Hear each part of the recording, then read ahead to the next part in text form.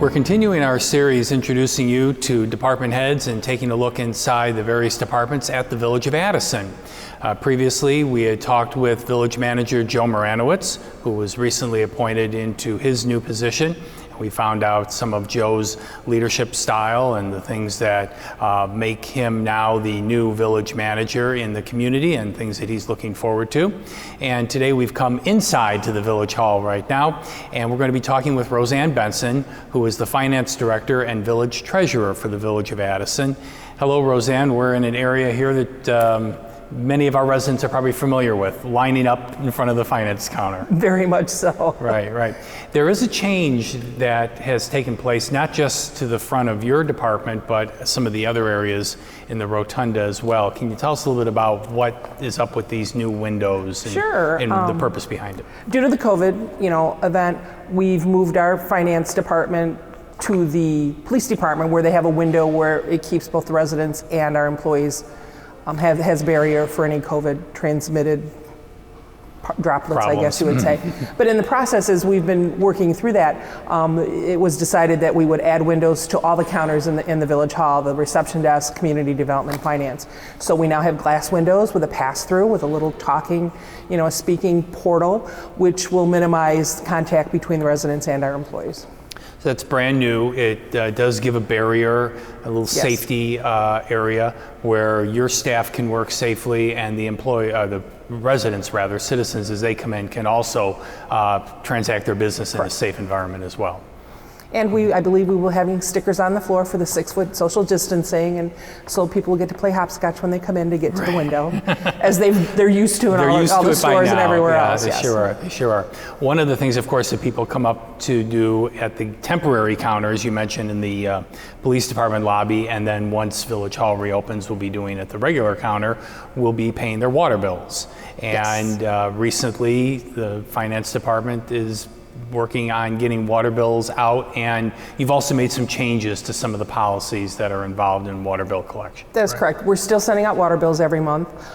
In March, after COVID hit and everything kind of got shut down, we suspended sending out past due notices, but we restarted that again this month. But we have not been adding penalties to the water bills for people who've been late, knowing that people have come across some financial distress. If they are having problems with their water bill, they need to call us. We can set up a payment plan. We will work with all our residents and able to get them back on track once they can get back on track. So if you need to do a payment plan, please call the Village Hall. Call our water department, 630-693-7570, and the water billing department will be able to help you out with the payment plan.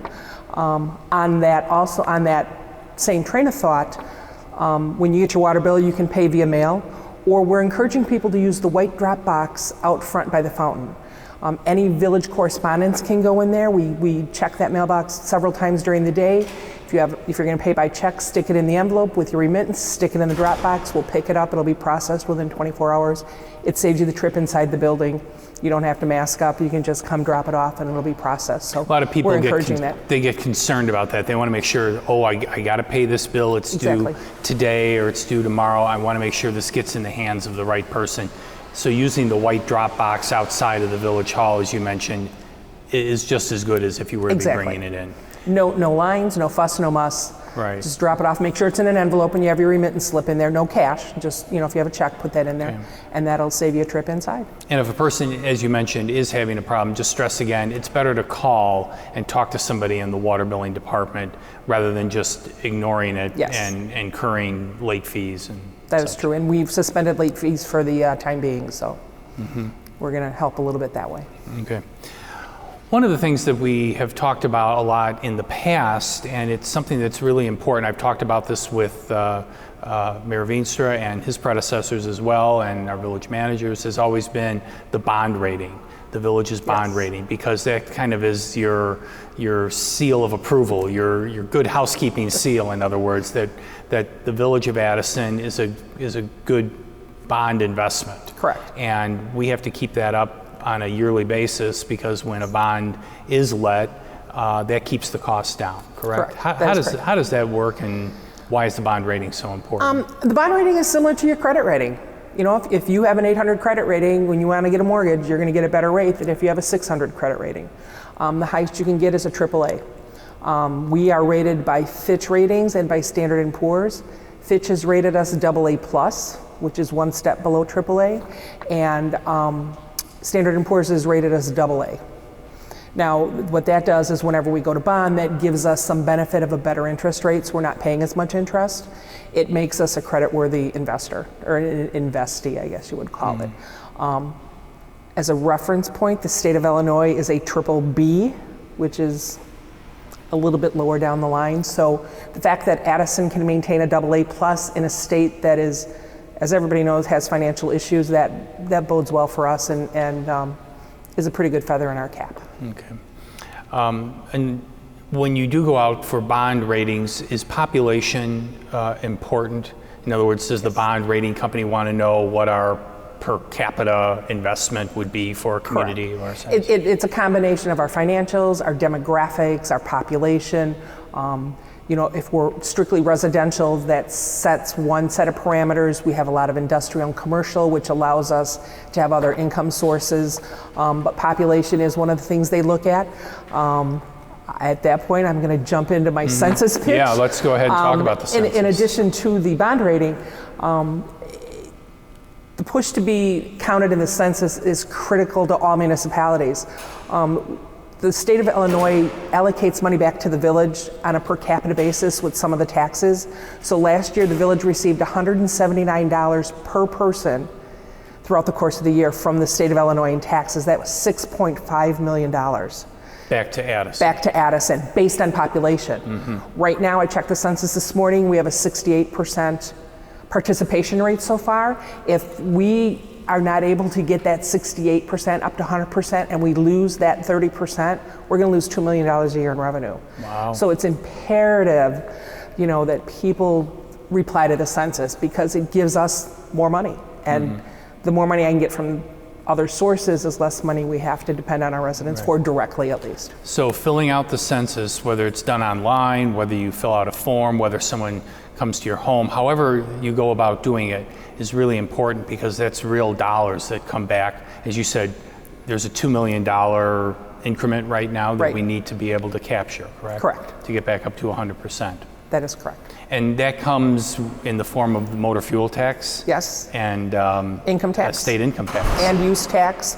And now that cannabis is being sold in the state of Illinois, there's a state tax on cannabis that is shared with the municipalities by that population number. Per capita. So now, mind you, that's a smaller number than what income tax and use tax is, but every little bit helps. So if you like to see your roads resurface on a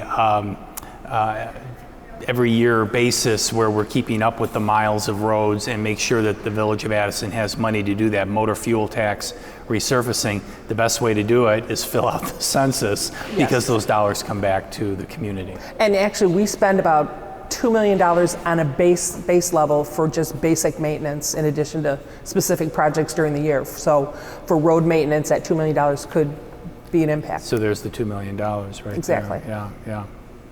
Tell us a little bit about Roseanne. How did you ultimately come to Addison? You've been here at least 20 years. I have been here 20 years and 7 months and 13 days. You can tell she has to work with numbers all the time. 5 months. I landed in the village in February of 2000, right before we moved into this building. I graduated Marquette University in Milwaukee in 1979. I received my CPA, I passed my CPA testing in 1992. I'm registered within the state. I was in the private sector for quite a while. I went to Bensonville about 29 years ago, was there for about 9 years. And then from there, I came to Addison. I've been here for 20 years and I've been the director for 17 of that 20. Very good. It was a good mix, a good match. Always working in a finance-related field, even when you were in the private sector? Yes. Yes, very much so. Yeah. In addition, I've also been on the Northeast DuPage Family and Youth Services Board. I served as treasurer up until about 6 months ago. And I was also on the DuPage Youth Services Youth Coalition, which is also another social services agency within the community, within the county.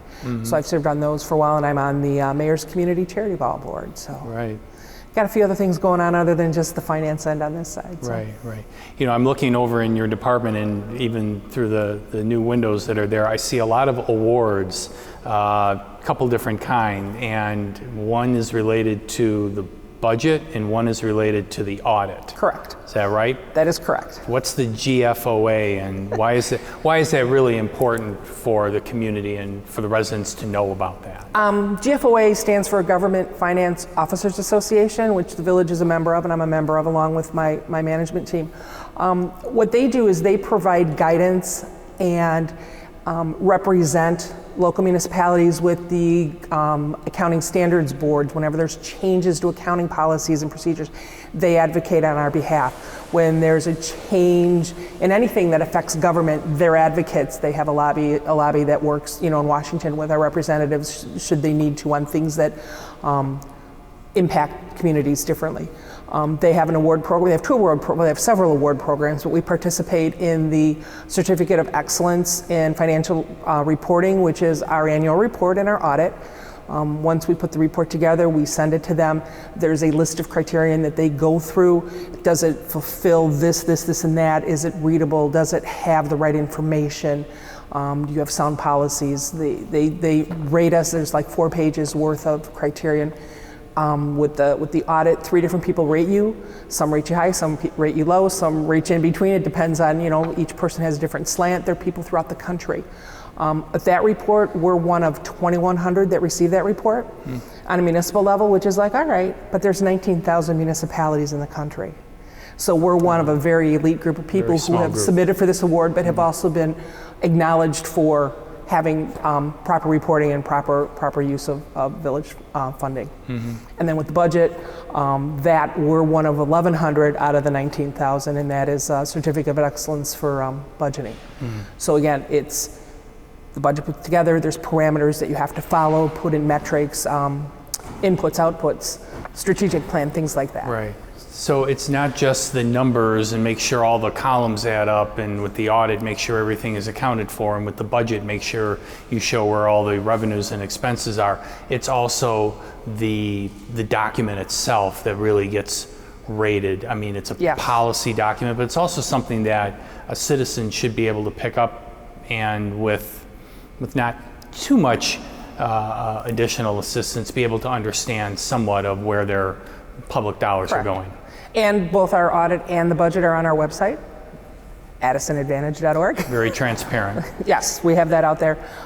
They're posted whenever they get approved by the board. On the audit, the Comprehensive Annual Financial Report, CAFR is the acronym. There's a section in there where there's a management discussion and analysis, and there's a transmittal letter. Those 2 pieces, if you read nothing else in that document, will give you a brief rundown of what happened during the year, what we expect to happen next year. We talk a little about prior development, future development, what's coming down the pike, and then it also goes through the analytics of this year versus last year versus budget as far as the financials go. And with there being so much scrutiny in public sector about how dollars are spent, you want to have an audit that is clear of any deficiencies. The auditors who are independent, they are not employed or affiliated with the village, they are independent auditors. In fact, I learned something that when they sign the audit, they sign it as their company. Correct. They don't just sign as John Smith auditor, but they sign on behalf of XYZ auditing company. But when you read that management letter and the discussion, that's where the money is right there. The meat of the whole thing is right there. Correct. To say there's nothing of any concern with the audit that was done for this public agency. That's correct. They post a letter and they're saying there have been no findings, and that for the best of their going, auditing and looking at things, they feel everything's been fairly presented. One note on the audit side, the village has an audit committee, which is composed of residents who have an accounting background. We have 3 positions. We have 2 people, I think one person's retiring this year, I have to check on that.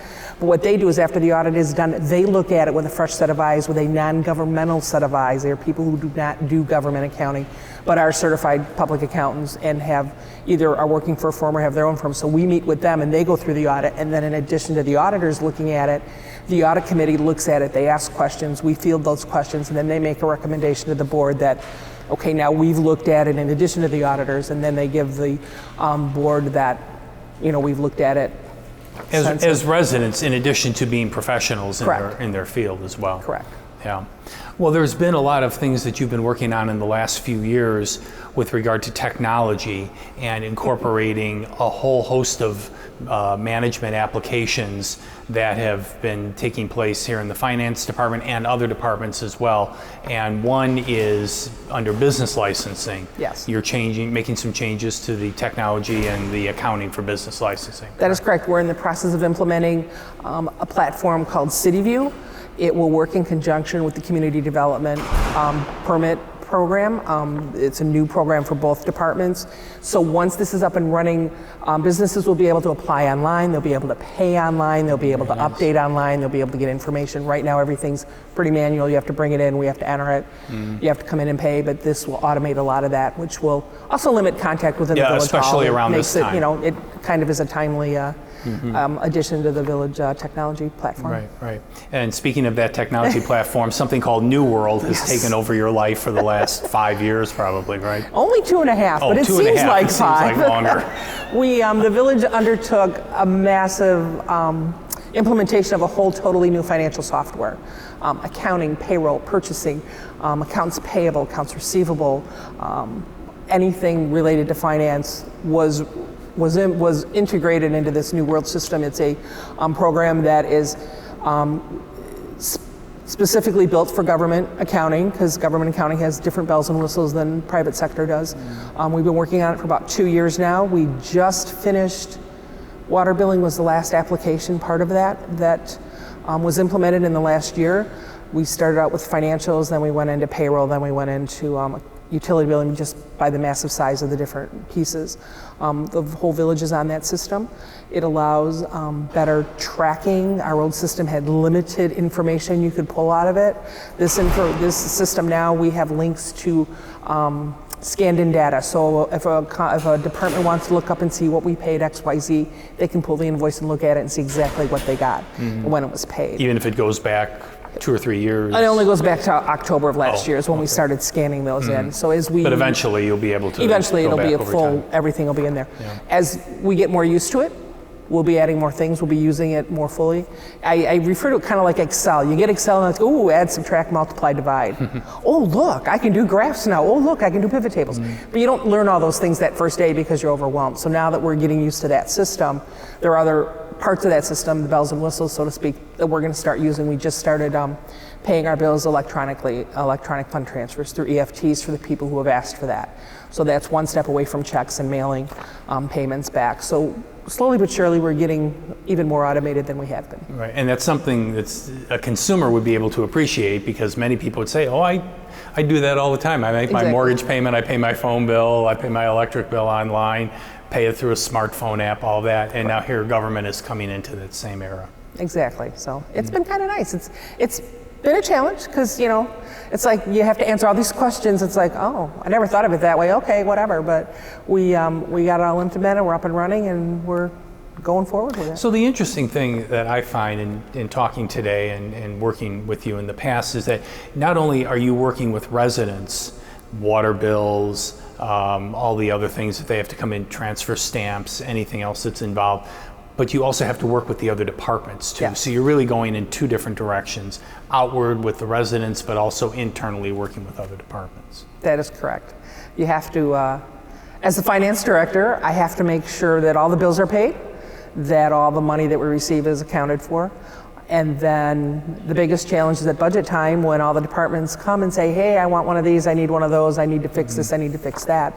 There's a limited number of resources. So between the department heads, manager, we all sit down and we have heart-to-hearts as to what's important to each department, and then decisions are made as to how much money we have available and then how that money gets parsed back to the departments. How much money do we have available? I should say, what, I'm not asking like I'm looking for it or anything. I can't tell you. But I know, I'm sure you can't. But what is the budget amount for fiscal year 2021, which is the fiscal year we're in right now? Correct. Fiscal 2021, which starts April 1st, or which starts May 1st and ends April 30th, is $80 million village-wide. That includes $70 million for operations, which is village hall operations, police, admin, finance, all the public works department, water, sewer, our IT department, and fleet. The other $20 million, or the other $10 million is broken out between debt service, capital projects, pension fund, motor fuel tax payments. So $70 million is our budget this year, which is quite a big number. That is. I can remember when it was $50 million. Exactly. That seemed like a lot of money back then. But each year you have different projects that tend to, some projects are higher than others, and then there are a 2-year project that gets started in 1 year and gets finished in the next year. So we've had some of those bigger things. I believe we just started the digester project over at Public Works. That's a $7 million project. So that'll be a span over 2 years. So that'll, that adds to that increase that isn't an annual cost. In fact, our next segment is going to be with Rick Federici, the Public Works Director, and we're going to talk about the anaerobic digester project, and you're actually going to see some very unique perspectives of that entire system, and we'll talk a little bit about that. And that has a low interest loan that goes along with it. So there's money coming in to help help offset some of the costs of this $7 million project that's taking place at the North Treatment Plant. Yep, we have a loan with the Illinois EPA. They provide low interest loans. I think our interest rate is under 2%. It's a 20-year payback period, so they provide that so you can do your major infrastructure without having to pay excessive interest costs. Right. Roseanne, thank you very much for the not just a tutorial, but really a huge look inside the finance department. We hope that our residents learned a little bit more about that. Not only about Roseanne's background and the things that she deals with on a daily up to an annual basis and beyond, but also taking a look at some of the inner workings of the department and how you as a resident benefit from the operations of the Village of Addison Finance Department. So thank you very much. Thank you.